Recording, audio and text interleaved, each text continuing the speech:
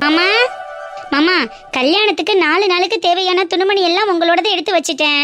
உங்களோட மாத்திரை மருந்து தைலம் ஏதாவது இருந்ததுன்னா சொல்லுங்க மாமா, அதையும் எடுத்து தனியா வச்சிடுறேன். பரவாயில்ல, அதெல்லாம் நான் எடுத்துக்கிறேன். மாமா, இன்னும் நீங்க என்ன நம்பவே இல்லைல்ல? சௌமியா, என்னங்க, மாமாவோட மாத்திரை மருந்து தைலம் ஏதாவது வேணும்னா எடுத்து வைக்க சொல்லுங்க. துணிமணி எல்லாம் நான் எடுத்து வச்சுட்டேன். நீ ஏன் ஒரு மாதிரி இருக்க? என்னாச்சு? அதெல்லாம் ஒன்றும் இல்லைங்க. நீங்கள் மாமாவுக்கு மருந்து மாத்திரை இருக்கான்னு செக் பண்ணிக்கோங்க. இல்லைன்னா போகிற வழியில் வாங்கிட்டு போயிடலாம். அங்கே அன்னைக்கிளி ஊரில் மாமாவுக்கு தேவையான மருந்தெல்லாம் கிடைக்காது. ராசேந்திரா, எனக்கு என்ன தேவைன்னு எனக்கு தெரியும்.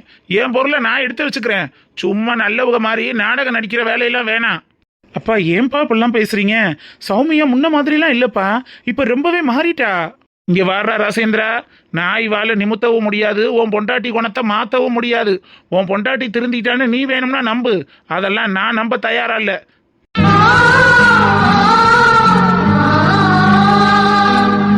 அப்பா, ஏன்பா இப்படி பேசுறீங்க? உங்களுக்கு 60ஆம் கல்யாணம் பண்ணி பார்க்கணும் தான் அவ இவ்வளவு தூரம் மெனக்கட்டிட்டு இருக்கா. அவ மனசை கஷ்டப்படுற மாதிரி நடந்துக்கிறீங்க. ஏலே, என்னடா உன் பொண்டாட்டிக்கு ஏத்துக்கிட்டு கல்யாணத்தை பண்றதுக்கு முன்னாடியே சொல்லி காட்டுறியா? ஐயோ அப்பா, ஏன்பா புரியாம பேசுறீங்க? இதுல சொல்லி காட்டுறதுக்கு என்ன இருக்கு? எங்களோட ஆசையை நாங்க நிறைவேற்றுறோம். முக்கியமா சௌமியா தான்ப்பா உங்களுக்கு கல்யாணம் பண்ணி பார்க்கணும்னு ஆசைப்பட்டா. நீங்க அவளை தப்பா நினைக்காதீங்கப்பா. முன்னாடி மாதிரிலாம் இல்லப்பா அவ. இப்ப எவ்வளவோ மாறிட்டா, எவ்வளவோ திருந்திட்டா. அதான் சொல்லிட்டேன்ல, நீ வேணும்னா உன் பொண்டாட்டியை நம்பு. என்னால நம்ப முடியாது. இந்த கல்யாணத்துக்கு பின்னாடி எவ்வளவு பெரிய பூகம்பம் இருக்கோ யாருக்கு தெரியும்? ஷோ அப்பா, நான் சொன்னாலும் நீங்க நம்ப மாட்டீங்க. இப்பதானே வாங்கிட்டு வந்தேன். இந்த இருக்கு அப்பா, இங்க பாருங்களேன். என்னடா அப்பா, அன்னைக்கிளி நேற்று ஃபோன் பண்ணி நானே அப்பா அம்மாவுக்கு புடவை வேஷ்டியெல்லாம் எடுத்துக்கிறேன், மாங்கல்யம் கூட நானே வாங்கிக்கிறேன்னு சொல்லிட்டா. ஆனால் நம்ம தானே கல்யாண செலவு எல்லாத்தையும் ஏற்றுக்கிறோன்னு சொன்னோம். நம்ம தானே கல்யாணத்தை பண்ணி பார்க்கணுன்னு ஆசைப்பட்டோம். இன்னைக்கு அவ எதுக்கு தேவையில்லாமல் செலவு பண்ணுறான்னு சொல்லி ரொம்ப சௌமியாக வருத்தப்பட்டாப்பா. ஏலே, அப்புறம் உன் பொண்டாட்டி எதுக்குடா வருத்தப்பட போற? செலவுக்கு மிச்சமாச்சேன்னு சந்தோஷம் தானே பட்டிருப்பா. அங்கதான்ப்பா நீங்க சௌமியாவை தப்பா நினைக்கிறீங்க. அம்மாவுக்கு செலவு பண்ண வச்சிருந்த காசை இங்க பாருங்க, வைரத்துல தோடு வாங்கிட்டு வந்திருக்காப்பா. எக்ஸ்ட்ரா 1.5 லட்சம் ரூபாய் செலவு பண்ணி.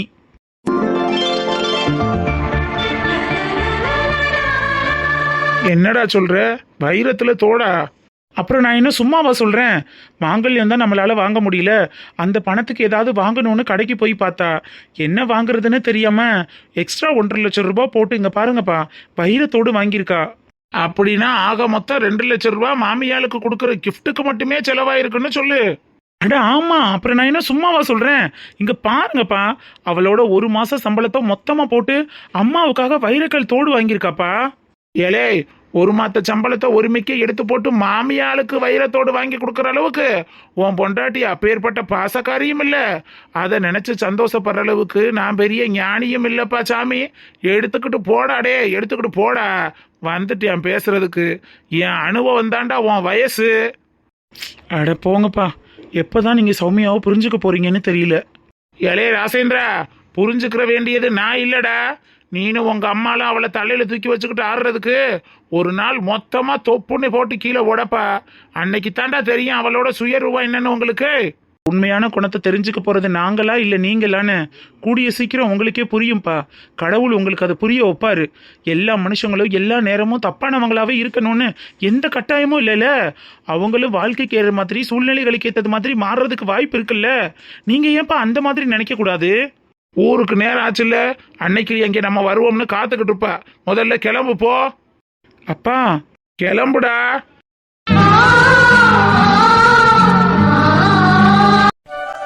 அத்தை போயிட்டு வரேன் அத்தை.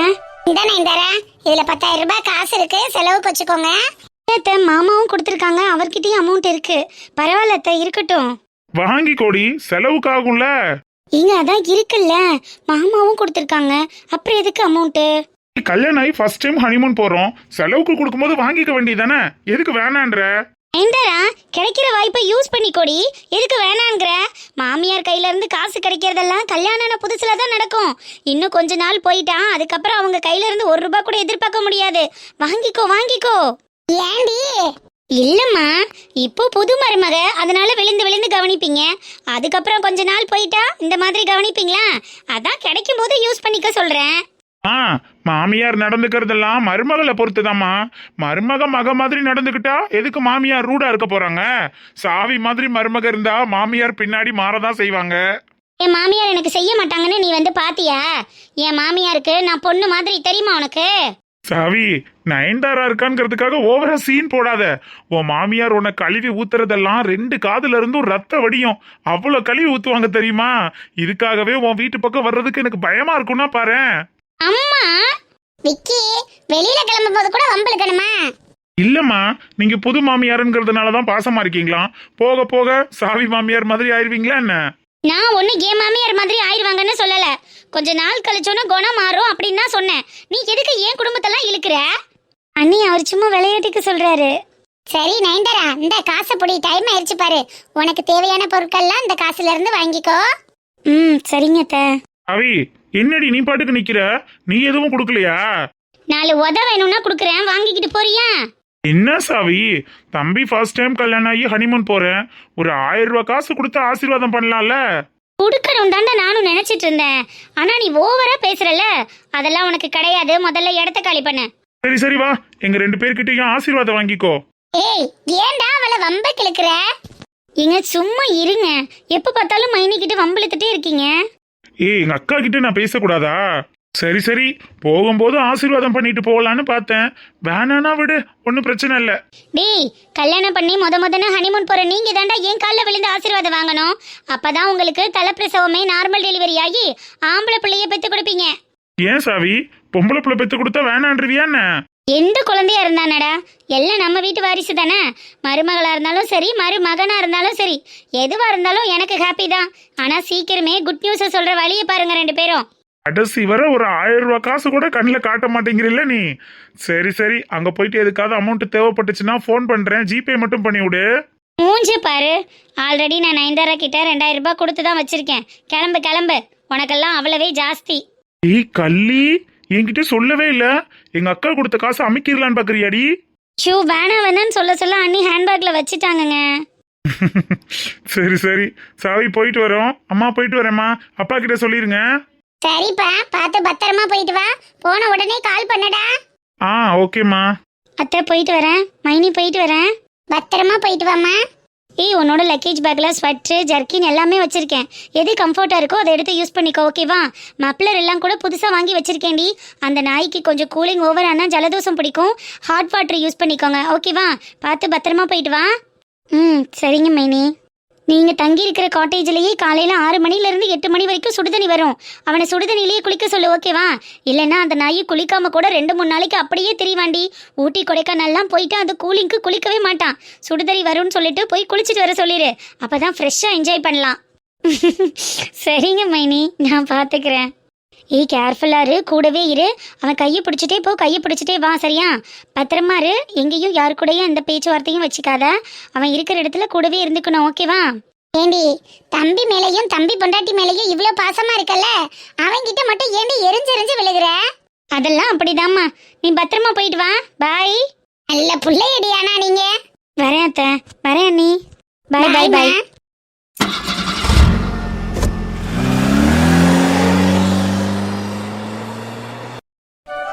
ஜீவா, டேய். என்ன? உனக்காக தாண்டா இவ்வளவு நேரம் சாப்பிடாம உட்கார்ந்திருக்கேன். வா போய் சாப்பிடலாம். எனக்கு பசிக்கல. என்ன ஜீவா இதெல்லாம்? நீ பசி தாங்க மாட்டேன்னு எனக்கு தெரியாதா? வா, உனக்கு பிடிச்ச வத்த குழம்பு வச்சு அப்பளம் சுட்டு வச்சிருக்கேன். எனக்கு தான் வேண்டான்னு சொல்றேன்ல. ஏன்டா வேணா? இல்ல ஏன் வேணான்னு கேக்குறேன். அந்த நாயை திட்டினதுக்காக என் மேல கோவப்பட்டுக்கிட்டு சாப்பிடாம போவியா? அம்மா, திரும்ப திரும்ப சொல்றேன், அம்சாவை என் முன்னாடி இல்ல, என் பின்னாடி கூட இந்த மாதிரி எதுவும் பேசாதீங்க. ஷப்பா, சரி அதெல்லாம் விடு. முதல்ல சாப்பிடவா. எனக்கும் வயிற்று பசிக்குதுடா. நீ எப்ப வருவேன்னு உனக்காக நானும் சாப்பிடாம உட்கார்ந்திருக்கேன். எனக்கு தான் பசிக்கலன்னு சொல்றேன் இல்லம்மா. எனக்காக நீங்க ஏன் உட்கார்ந்திருக்கீங்க? உங்களுக்கு பசிச்சா நீங்க போய் சாப்பிட வேண்டியதானே? ஏன் ஜீவா சிடு சிடுன்னு விழுகுற? நான் உன் அம்மாடா. நீங்க இந்த மாதிரிலாம் சொல்லும் போதுதாம்மா தெரியுது நீங்க என்ன பெத்த அம்மான்னு. ஏன் ஜீவா மனசு கஷ்டப்படுற மாதிரி பேசுற? ஓ நல்லதுக்காக தானடா அம்மா இவ்வளவு தூரம் கஷ்டப்பட்டுட்டு இருக்கேன். ஏன் நல்லதுக்காகவா? ஏன் நல்லதுன்னு நீங்கள் நினச்சிங்கன்னா எப்போவோ அம்சாவை வீட்டுக்கு கூட்டிகிட்டு வந்திருப்பீங்களேம்மா. அதை பற்றி நீங்கள் எதுவுமே பேச மாட்டேங்கிறீங்களே. உங்கள் நல்லது, உங்கள் குடும்பம், உங்கள் வாக்கு, அதை பற்றி மட்டும்தானே யோசிக்கிறீங்க. உங்கள் தம்பி பொண்ணை கல்யாணம் பண்ணி வீட்டுக்கு கூட்டிகிட்டு வரணும், அது மட்டும்தானே உங்களோட முக்கிய குறிக்கோளாக இருக்குது. என்னை பற்றி எங்கம்மா நீங்கள் யோசிக்கிறீங்க? சரிடா அதெல்லாம் விடு, முதல்ல வந்து சாப்பிடுவா. வேண்டாம்மா, எனக்கு பசி இல்லை, நீங்கள் போய் சாப்பிடுங்க. ஜீவா உனக்காக தான் நானும் சாப்பிடாம உட்காந்துட்டு இருக்கேன். வா, உனக்கு பிடிச்ச வத்த குழம்பு தானே, 2 வாய் சாப்பிட்டுட்டு போடா. வேண்டாமா, வேண்டாங்கிற விஷயத்தை ஏன் திரும்ப திரும்ப எனக்குள்ள திணிக்கணும்னு நினைக்கிறீங்க? வேணானா விடுங்களேன். ஜீவா போடா போ. இந்த விஷயத்தை எப்படி முடிவுக்கு கொண்டுட்டு வர்றதுன்னு எனக்கு நல்லா தெரியும்டா. நானும் போனா போகுது, நம்ம பெத்த புள்ள தானே. இன்னைக்கு திறந்துவா, நாளைக்கு திறந்துவா, நாளைக்கு மாறுவான், இன்னைக்கு மாறுவான்னு பொறுமையா இருந்தா நீ மாறுறது மாதிரியே தெரியல. நாளுக்கு நாள் அவளோட நினைப்பு உனக்கு அதிகமாயிட்டே தானே இருக்கு. அதனால தானே பெத்தவன் கூட பார்க்காம என்ன வெறுத்து ஒதுக்கிக்கிட்டு இருக்க நீ. இது எல்லாத்துக்கும் ஒரே முடிவா? இன்னைக்கு வைக்கிறேன்டா உனக்கு. ஹலோ, சொல்லுங்க. நான் ஈஸ்வரி பேசுறேன். தெரியுது, சொல்லுங்க. நீங்க வர்றேன்னு சொல்லும்போது எனக்கு அது பெருசா ஒன்றும் தோணல. ஆனா இப்ப பிரச்சனை என் கையை மீறி போகும்போது என்னாலேயே ஒன்றும் கண்ட்ரோல் பண்ண முடியல. நீங்க பேசாம கிளம்பி வந்துடுறீங்களா? நல்லா யோசிச்சு தானே பேசுறீங்க. பின்னாடி வந்த பிறகு ஜகா வாங்க கூடாது. இல்லைங்க, என் புள்ள எனக்கு கிடைக்கணும், என் புள்ள எனக்கு நிரந்தரமா வேணும்னா நீங்க வந்தாதான் அது நடக்கணும்னு எனக்கு தோணுது. நீங்க உடனே கிளம்பி வாங்க. அதான் இவ்வளோ தூரம் சொல்லிட்டீங்கல்ல, மற்றதெல்லாம் நான் பார்த்துக்கிறேன். ஃபோனை வைங்க. அடியே அம்சா, என் புள்ளையவே எனக்கு எதிராக திருப்பி என் புள்ள வாழ்க்கையவே நாசம் பண்ண பாக்குறல. என் பிள்ளைக்கு என்ன செய்யணும், எது நல்லது எது கெட்டதுன்னு எனக்கு தெரியும்டி. குடிக்கிறதுக்கு ஒரு சம்பு தண்ணி இருக்கு அந்த வீட்டுல. எந்த நேரம் பார்த்தாலும் வெறுங்குடமா போட்டுட்டு தானே அள்ள வேண்டியது இருக்கு. ஒரு அரைப்பானை 3/4 பானை இருக்கையிலேயே ஓடுவோம், அந்த தண்ணி அள்ளிட்டு வருவோம்னா இருக்கா? 24 மணி நேரமும் புருஷனை பாதுகாக்கிறதும் பொழப்பா தெரியுற. அம்மா வாயா வாயா சுப்பிரமணி. என்னம்மா தண்ணிக்கு கிளம்பிட்டீங்களோ? ஆமாடா, பைப்புல தண்ணி வந்துச்சு, அந்த நேரத்துல எந்திரிச்சு பிடிக்கணும்ல. நானும் அசந்து படுத்துட்டேன், அவளும் பிடிக்காம விட்டுட்டா. அதான் போய் கிணத்துல இனாலும் அள்ளிட்டு வருவோமேனு போறேன். சரிம்மா சரிம்மா, சரி அப்ப போயிட்டு வாங்க, நான் அப்புறம் வரேன். ஏன்டா தம்பி எதுவும் பேசணுமா? உட்காரியா? இருக்கட்டும்மா, பரவாயில்ல, நான் அப்புறம் வரேன். அட உட்காருடா, தண்ணி தானே அள்ளிக்கிருவோம், கிணத்து தண்ணி எங்கே போகுது? உட்காரு உட்காரு, என்ன விஷயம்னு சொல்லுடா. அம்மா அந்த சிம்ரன் வானே. என்ன லீலா ஏதோ சொல்லிட்டு வந்த? ஒன்றும் இல்லைண்ணே. சிம்ரனும் விஜயகாந்தும் ஒரு படம் நடிச்சிருப்பாங்கல்ல, அந்த படம் போட்டிருக்கான். அதான் அம்மாவை பார்க்க வரியான்னு கேட்கலாமேன்னு கூப்பிட்டேன். லைலா அண்ணன் ஏதோ சொல்லணும்னு வந்திருக்கியா? இருடி கேட்பான். என்னண்ணே, என்ன விஷயம்? ஏன் ஒரு மாதிரி இருக்க? இந்த டைம்ல வேலைக்கு கூட போகாம வந்திருக்க? ஒன்றும் இல்லைப்பா, சும்மா தான் அம்மாவை பார்த்துட்டு போகலாமேன்னு வந்தேன். ஏலே என்னடா மறிக்கிட்டு உட்காந்துருக்க? என்ன விஷயம்னு சொல்லு. ஒன்றும் இல்லைம்மா, அத்தைக்கும் மாமாவுக்கும் 60ஆம் கல்யாணம் வச்சிருக்காங்க. 60ஆம் கல்யாணமா? யாருக்கு? அன்னைக்கு அம்மா அப்பாக்கா? ஆமாம் ஆமாம்மா, சௌமியா தான் எல்லா ஏற்பாடும் பண்ணியிருக்கு. நம்ம ஊரில் தான்மா கல்யாணம் நடக்க போகுது. என்னன்னு சொல்ற? சௌமியா கல்யாணம் ஏற்பாடு பண்ணியிருக்காளா? அவளுக்கு மாமியார் மாமனார கண்டாலே பிடிக்காதே. அட அதெல்லாம் அப்ப லைலா, இப்பெல்லாம் மாமியார் மாமனார தலையில தூக்கி வச்சுல கொண்டாடுது. அம்புட்டு உசுரா எல்லா கல்யாண வேலையும் எடுத்து செய்யுதுன்னா பாரு. அது சரி. அப்புறம் சும்மாவே உன் மாமியா மாமனை பிடிக்க முடியாது. இப்ப காலில் சலங்கைய கட்டி விட்டது மாதிரில ஆடுவாங்க. அம்மா ஏமா அப்படி சொல்றிய? ஐயா நான் தப்பா சொல்லலடா சுப்பிரமணி, சும்மாவே நீ அவங்கள தாங்குன்னு தாங்குவிய. என் மருமகனை போல வருமானம் ஊரெல்லாம் அந்த அம்மா சொல்லிட்டு வர்றேன். இப்ப மருமகளும் அவங்களுக்கு தோதா போயிட்டாங்களே, அதனால சொன்னேன். மற்றபடி அவங்க ஒண்ணு மண்ணா நல்லபடியா இருந்தா எனக்கு சந்தோஷம் தானே. அங்கிட்டு யாரு என் சம்மந்தி குடும்பம் தானே. அந்த சௌமியா இந்த மாதிரிலாம் பண்ற ஆள் இல்லையே.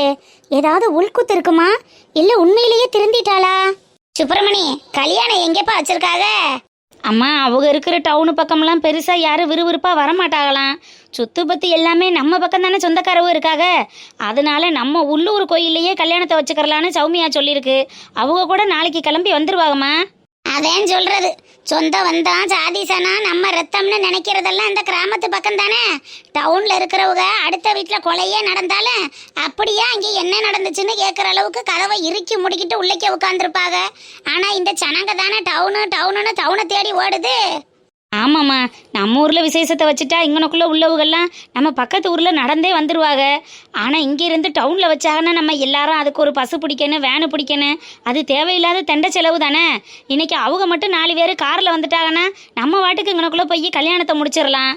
அதுவும் சரிதான் பச்சுப்பிரமணி. உனக்குள்ள ஒரு இடமா போயிரும்ல. வரட்டும் நல்லபடியா வைக்கட்டும். 60ஆம் கல்யாணம் பாக்குறது எல்லாருக்கும் கொடுத்து வச்சிருமா. ஆமாம், அது விஷயமா தான் உங்ககிட்ட பேசிட்டு போகலான்னு வந்தேன். என்னடா வேணும் சுப்பிரமணி? அம்மாட்ட கேளு. பந்தலுக்கு கட்டுறதுக்கு வாழை மரம் வேணும்னா ஒரு மரத்துக்கு 350 ரூபா கொடுத்துட்டு 700 ரூபாய்க்கு 2 மரத்தை வாங்கிக்கிற சொல்லு. நல்லா கொப்போட கொலையோட குருத்தோட கொடுத்து அனுப்புறேன். வாழை இலை வேணும்னாலும் அங்கிட்டு இங்கிட்டு வேணாம்னு சொல்லிடு. பந்திக்கு போடுறதுக்கு நல்ல இலை வாழை இலைய அம்மாவே கொடுத்து விட்றேன். அம்மா, உன் வாழை இலை பிஸ்னஸ் எல்லாம் கொஞ்சம் ஓரமா வச்சுட்டு அண்ணன் வேற ஏதோ பேச வந்தது மாதிரி தெரியுது. முதல்ல அதை என்னன்னு கேளு. இல்லடி, எப்படியும் கல்யாணத்துக்கு இதெல்லாம் தேவைப்படும்ல. அதை நம்ம கையால கொடுத்தது மாதிரி இருக்குமேனு பார்த்தேன். சும்மாவா கொடுக்குற? காசுக்கு தானே கேட்குற. அண்ணன் என்னமோ சொல்ல வருது, முதல்ல அதை கேளு. ஏல சுப்பிரமணி, வேற என்னடா வேணும்? மாங்காயிலிருந்து தேங்காயிலிருந்து முருங்கைக்காய் கத்திரிக்காய் முதற்கொண்டு அம்புட்டு நம்ம வயல்ல விளையுதுல்ல. சாம்பாருக்கு தேவையான அத்தனை காய்கறிகளையும் நம்ம தோட்டத்திலேயே புடுங்கிக்கிற சொல்லுவான். ரொம்பலாம் விலை சொல்லாம நியாயமான விலையா சொல்லி போட்டு கொடுப்போம். நம்ம வீட்டு கல்யாணம், நம்ம கொடுக்காம யாரு கொடுக்க போறா?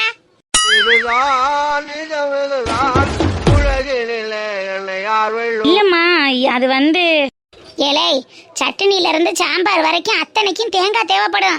ஒரு தேங்காய் வெளியில வாங்கினா 40 ரூபா சொல்றேன் டவுன்ல. அங்க இருந்து அம்புட்டு காசு கொடுத்து வாங்குறதுக்கு நம்ம தோட்டத்து காய் நல்ல பெரிய காய் ஒரு காய் 30 ரூபாய்க்கு தானே கொடுக்குறேன். அந்த காயை வாங்கி போட்டு குழம்பு வைக்கலாம்ல. சட்னிக்கெல்லாம் சூப்பரா இருக்கும்டா.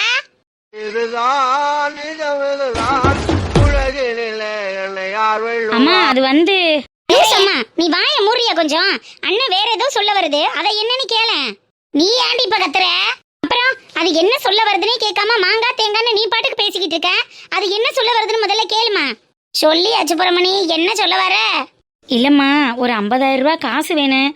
2 மாத்தியில திருப்பி கொடுத்துருவோம்மா. கொஞ்சம் ஏற்பாடு பண்ண முடியுமா?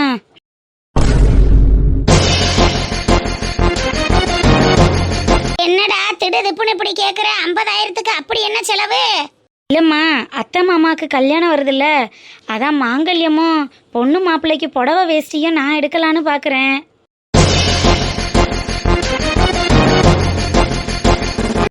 அண்ணே, கல்யாணம் வைக்கிறது அவங்க தானே. அப்ப அவங்க தானே இதெல்லாம் பண்ணணும். நீ எதுக்கு தேவையில்லாம செலவு பண்ணிட்டு இருக்க? ஆமாடா சுப்பிரமணி, அவங்க மயன மருமகளும் தானே எடுத்து செய்யணும்னு ஆசைப்படுறாங்க. அப்புறம் நீ எதுக்கு இடையில போய் தலைய கொடுக்குற?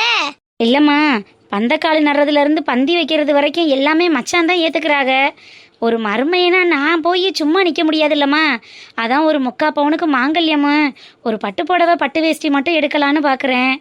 ஏலே, 3/4 பவுன்னாலும் 40-45,000 வந்துரும்டா. ஆமாம்மா, எப்படியும் 45,000 வந்துடும். அதான் ஒரு 5,000 ரூபாய்க்குனாலும் துணி எடுக்கணும்ல.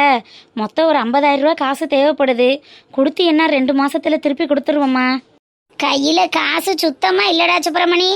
எல்லாத்தையும் வயலுக்கு விதைக்கிறதுக்கும் உழுகுறதுக்கும் உரம் போடுறதுக்குன்னு கையில இருந்த காசை பூரா செலவழிச்சிட்டேன். இந்த வட்டிக்காரனுக்கு 20 லட்சத்துக்கு வட்டி கொடுக்கணும் பத்தியா? அந்த காசை கூட நேற்று டீ கடை முருகேசன் வந்து கேட்டுட்டு போனேன். இல்லப்பா, இருக்கையில தாரம்னு சொல்லி அனுப்புனேன். அம்மா கையில சுத்தமா காசு இல்லையடா. அப்படியா?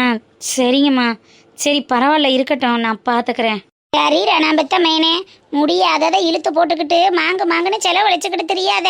முடியலைனா அவங்கள்ட்ட பொறுப்பை ஒப்படைச்சு நீ ஒதுங்கி நில்லு. மருமை என்ன இம்புட்டும் செய்யணும்னு என்ன எழுதியா கொடுத்துருக்கு? இல்லம்மா, இந்த சந்தர்ப்பத்தை விட்டேன்னா அத்தை மாமாவுக்கு எதுவும் செய்ய முடியாமலே போயிடும். இந்த வாய்ப்பை பயன்படுத்தி ஏதாவது செஞ்சுதாம ஆகணும். சரி, நான் பார்த்துக்கிறேன். சரிப்பா, இதுக்கு மேல உன் விருப்பம். எப்பா, அப்போ நான் வாரம்மா. போயிட்டு வா. நான் சொன்ன சாமாங்க ஏதாவது வேணும்னா அங்கிட்டு இங்கிட்டு போகாம எல்லாத்தையும் நம்ம வயல்லையே எடுத்துக்கிற சொல்லு. குறைஞ்ச விலைக்கு நியாயமான ரேட்டுக்கு தாரேன், சரியா? சரிம்மா, மச்சான்ட்ட சொல்லி பார்க்குறேன். சொல்லி பார்க்குறியா? சரிப்பா, சரி, போயிட்டு வா. இல்ல, அப்போ அண்ணன் வாரம்மா. சரிண்ணே. அம்மா, திமுறை பத்தியாமா உன் மையனுக்கு? உனக்கு இது வரைக்கும் ஏதாவது செய்யணும்னு நினைச்சிருக்கானா?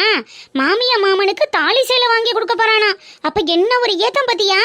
கடன் பட்டுனாலும் செய்யணும்னு நினைக்குதுமா. எல்லாம் அவ கைவசம் இருக்குல்ல, அப்ப அப்படித்தானே நடக்க. நமக்குன்னா தானே செய்யறதுக்கு நோகுது பிள்ளைகளுக்கு. மாமியா மாமனுக்குனாத்த நல்லா தூக்கி கொண்டு போய் செய்யறாங்களே. கையில காசு இல்லைன்னு தெரியுதுல்ல, அப்புறம் எதுக்கு நான் அது பண்றேன் இது பண்றேன்னு சொல்லிக்கிட்டு இருக்கு? ஏன் இல்லைன்னு சொன்னா எடுத்து பண்றவங்க அவங்களே இதெல்லாம் போட்டு பண்ண மாட்டாங்களா? கல்யாணத்துக்கு முக்கியமே மாங்கல்யமும் பட்டுப்புடவா பட்டு வேஷ்டி தான். அதை கூட அவ பண்ணாம இவன் தலையில கட்டி வச்சுட்டு அப்படி என்னமா அவ கல்யாணம் நடத்துறா? என்னம்மா போமுட்டி, இதெல்லாம் நினைச்சு பார்த்தா இங்க தலை தான் ஊறுது போ. நான் அப்ப தண்ணியில போயிட்டு வரமுட்டியே, குடம் பூரா வெறும் குடமா கிடக்கு. என்னவோ போமா, எனக்கு இதெல்லாம் சுத்தமா பிடிக்கல. அந்த சௌமியா மாமா மாமியானாலே கிட்ட வந்தாலும் ஆகாதுன்பா. இப்போ என்னடானா கல்யாணத்தை எடுத்து பண்றான், இவன் என்னடானா தாலி சேலை வாங்குறேன்றான். ஷோ அப்பா, அந்த குடும்பத்துல யார் யாரு எந்த நேரம் எப்படி இருக்காங்கன்னே தெரிய மாட்டேங்குதுப்பா. என்னவோ போமுட்டி, திடீர்னு வந்து 50,000 காசை கொடுன்னு கேட்கவும் ஏன் உசுரே பக்குன்னு ஆயிடுச்சுவா. நல்ல வேலைம்மா, நீ பாட்டுக்கு கையில காசு இல்ல, இந்த நகையை கொண்டு போய் அடகு வச்சுக்கிறியான்னு சொல்லாம விட்டியே, அது வரைக்கும் சந்தோஷம். கொடுத்து மட்டும் பழகிட்டோன்னு வச்சுக்கோயேன், அதுக்கப்புறம் உன் மையன் அதுக்கு கொடுமா இதுக்கு கொடுமான்னு ஒவ்வொன்றுக்கும் வந்து நிப்பான். நீனு கொடுத்துக்கிட்டு ஈனு பல்ல இழிச்சுக்கிட்டு உட்காந்துருப்ப. கடைசியில நீந்தாம ஏமாந்து போவ. ஆரம்பத்திலேயே இதெல்லாம் தலையில தட்டி வைக்கணும். கரெக்டா தான் பண்ணிருக்க. அதெல்லாம் ஒண்ணுமா தெரியாம கிடக்கு, நான் பாத்துக்கிறேன். நீ போய் உலைய வச்சு அரிசிய போடு. ராணி அம்மாவும் ராசாவும் வந்துருவாங்கல்ல சாப்பிட்றதுக்கு. ஆமா, நீ அந்த கொடுமையை வேற ஞாபகப்படுத்து. அந்த சனி எங்க போய் தொலைஞ்சிச்சுங்கன்னே தெரியல. என் புருஷனை கூட்டிக்கிட்டு அவரை கைக்குள்ள போட்டுக்கிட்டு நல்லா ஊர் சுத்துறாமா அந்த ரெட்டை குடும்பி. எனக்கு அப்படியே வயிறெல்லாம் பத்திக்கிட்டு எரியுது. தண்ணி அள்ளிட்டு வரேன், ஊத்தியான என்ன செஞ்சு தொலைகிறது? எல்லாம் நீ வாங்கி வந்த வரமோ உன் கெட்ட நேரமோ.